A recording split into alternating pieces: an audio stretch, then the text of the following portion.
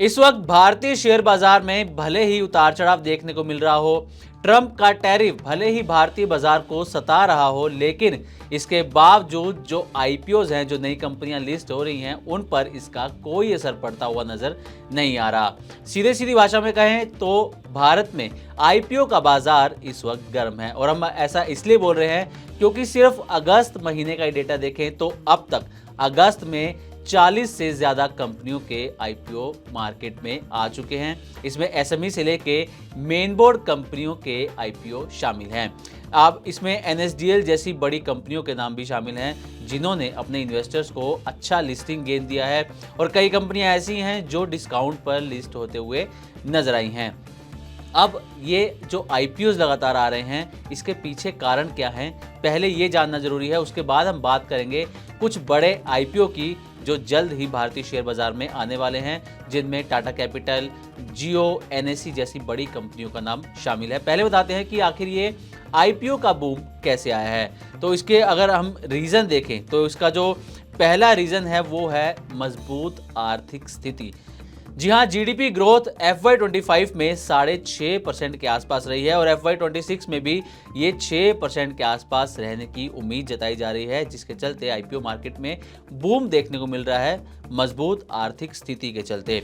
दूसरा, अगर हम बात करें तो ब्याज दर में कटौती, इसका भी एक बड़ा इम्पैक्ट देखने को मिल रहा है।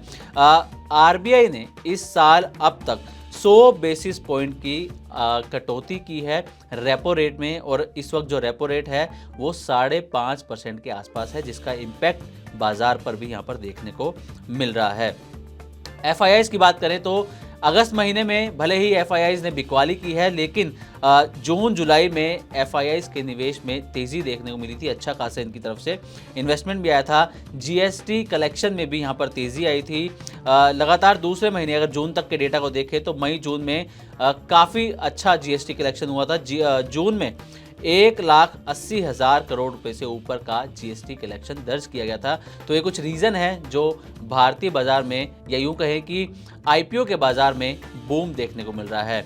अब आते हैं कुछ बड़े आईपीओ पर जो लिस्ट होने वाले हैं इसी महीने या अगले कुछ महीनों में। पहले हम बात करते हैं टाटा कैपिटल के आईपीओ की, और इस आईपीओ पर सभी की नज़र है, रिटेल इन्वेस्टर से लेके एफआईआईज या और जो बड़े इन्वेस्टर्स हैं, सबकी नज़र टाटा कैपिटल के आईपीओ पर है। तो टाटा कैपिटल का जो आईपीओ है, इसका जो इशू साइज है वो 17,200 करोड़ रुपए के आसपास का रहने वाला है, और इसकी जो वैल्यूएशन है वो $11 बिलियन के आसपास की बताई जा रही है। कंपनी ने हाल ही में इस महीने की शुरुआत में ही डीआरएचपी फाइल किया है, और अब कंपनी जो है भारतीय बाजार में लिस्ट होने की तैयारी में है। इसके आईपीओ का जो है इन्वेस्टर्स को लंबे समय से इंतजार है। इसके बाद जो अगला बड़ा आईपीओ है वो है जियो का आईपीओ। दरअसल 29 अगस्त को यानी कि शुक्रवार को रिलायंस इंडस्ट्रीज की 48वीं एजीएम होनी है, जिसमें कई बड़े फैसले लिए जा सकते हैं, और इन बड़े फैसलों में एक जो बड़ा फैसला हो सकता है वो जियो के आईपीओ का हो सकता है। और आपको बता दें कि मीडिया रिपोर्ट्स में अभी तक जो जानकारी सामने आ रही है उसमें कहा यह जा रहा है कि जो जियो का आईपीओ है वो 35 से 40 हज़ार करोड़ रुपए के आसपास का हो सकता है, और ये भारतीय इतिहास का अब तक का सबसे बड़ा आईपीओ बन जाएगा अगर इसका जो इशू साइज है वो 35 से 40 हज़ार करोड़ रुपए का होता है तो। लेकिन देखना ये होगा कि 29 अगस्त को जो रिलायंस इंडस्ट्रीज की एजीएम होनी है उसमें जियो के आईपीओ पर क्या फैसला लिया जाता है। एक और जो आईपीओ है जिसकी हम बात करने वाले हैं वो है एनएसई का आईपीओ। तो एनएसई के आईपीओ को भी लाने की काफ़ी लंबे समय से चर्चा चल रही है, और कहा ही जा रहा है कि 2026 की शुरुआत में जनवरी, फरवरी या मार्च में जो है एनएसई का आईपीओ बाजार में दस्तक दे सकता है। हाल ही में एनएसडीएल का आईपीओ भी शेयर बाजार में लिस्ट हुआ है। लिस्टिंग भले ही स्लो हुई थी 10% के प्रीमियम के साथ, लेकिन उसके बाद 2 से 3 ट्रेडिंग सेशन में ही इन्वेस्टर्स को 60 से 65% का शानदार रिटर्न देखने को मिला था। तो ये कुछ बड़े आईपीओज हैं जो शेयर बाजार में लिस्ट भी होने वाले हैं, और ये भी बताया कि अगस्त में 40 कंपनियां जो हैं भारतीय बाजार में लिस्ट हो चुकी हैं, एसएमई से लेकर मेन बोर्ड कंपनियों तक। अब आपको एक चीज़ ये भी बता दें कि अगर आप आईपीओ में पैसा लगाते हैं तो आपको किन चीज़ों का ध्यान रखना चाहिए। पहली चीज़ ये कि फाइनेंशियल स्थिति कंपनी की देखना बेहद ज़रूरी है। आपको ये देखना चाहिए कि कंपनी पर कितना कर्ज है, कंपनी का प्रॉफिट कितना है। तो इस तरीके से आप उसकी फाइनेंशियल स्थिति का एनालिसिस करके उसके बाद ही डिसीजन ले कि आपको उस कंपनी पर दांव खेलना है या फिर नहीं। वैल्यूएशन देखना बेहद ज़रूरी है। कंपनी किस वैल्यूएशन पर अपना आईपीओ लेकर आ रही है, क्या वो वैल्यूएशन जायज़ है कंपनी की परफॉर्मेंस के हिसाब से, कंपनी की स्थिति के हिसाब से। उसके बाद ही आपको उस आईपीओ में पैसा लगाना चाहिए। सेक्टर ग्रोथ, जिस भी सेक्टर से वो कंपनी आती है, चाहे वो फार्मा सेक्टर है या कोई और सेक्टर है, तो उसकी ग्रोथ कैसी आपको फिलहाल देखने को मिल रही है, इस पर भी नज़र बनाए रखें। और listing gain versus long term growth, आपको लिस्टिंग गेन कितना मिल सकता है और लॉन्ग टर्म अगर आप उसके शेयर्स को रखते हैं तो आपको कितनी ग्रोथ देखने को मिल सकती है, इस पर भी आपको एक नज़र बनाए रखने की ज़रूरत है। और अब आपको कुछ उन कंपनियों के बारे में बता देते हैं कि जिन्होंने DRHP फाइल कर दिया है और आईपीओ ला सकती हैं। आईपीओ की तैयारियां चल रही हैं, अगले कुछ महीनों में इनके भी आईपीओ आ सकते हैं। तो जिन्होंने DRHP फाइल कर दिया है उन कंपनियों में अगर पहला हम बात करें तो पहला नाम आता है ICICI प्रूडेंशियल AMC। इसने अपना DRHP फाइल कर दिया है। इसका जो इशू साइज हो सकता है संभावित, अभी तक जो जानकारी आ रही है वो 10,000 करोड़ रुपए का हो सकता है।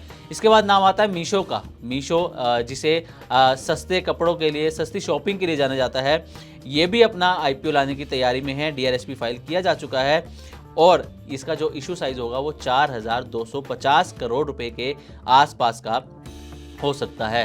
फिजिक्स वाला, ये आपने काफ़ी नाम सुना होगा, 4,000 करोड़ का इसका संभावित इशू साइज हो सकता है। ओरकला इंडिया 3,200 करोड़ का इसका इशू साइज हो सकता है, इन्होंने भी अपना DRHP फाइल कर दिया है। जूनिपर ग्रीन एनर्जी 3,000 करोड़ का संभावित इशू साइज इनका भी हो सकता है। टेनेको क्लीन एयर इंडिया, इनका भी 3,000 करोड़ रुपए का संभावित इशू साइज हो सकता है। तो ये कुछ बड़ी कंपनियां हैं जिन्होंने अपना DRHP फाइल कर दिया है। अब वो कंपनियां जिन्हें सेबी की मंजूरी भी मिल गई है, इनका पहला नाम टाटा कैपिटल, जैसा कि हमने जिक्र किया था, 17,200 करोड़ इसका इशू साइज होने वाला है। LG इलेक्ट्रॉनिक्स इंडिया, इसका 15,000 करोड़ का इसका संभावित इशू साइज है।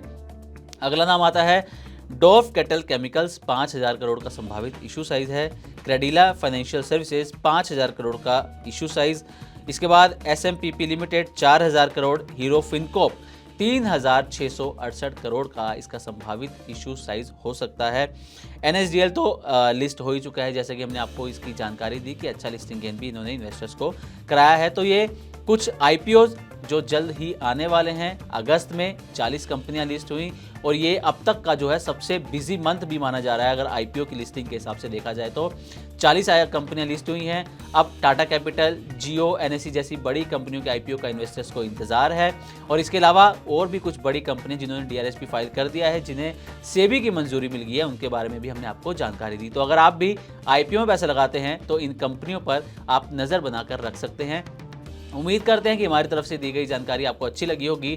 इसी तरह की और भी वीडियोस के लिए देखते रहें Money9 और सब्सक्राइब करें हमारा चैनल। साथ ही बिजनेस और पर्सनल फाइनेंस से जुड़ी तमाम खबरों को आप हमारी वेबसाइट money9live.com पर भी पढ़ सकते हैं।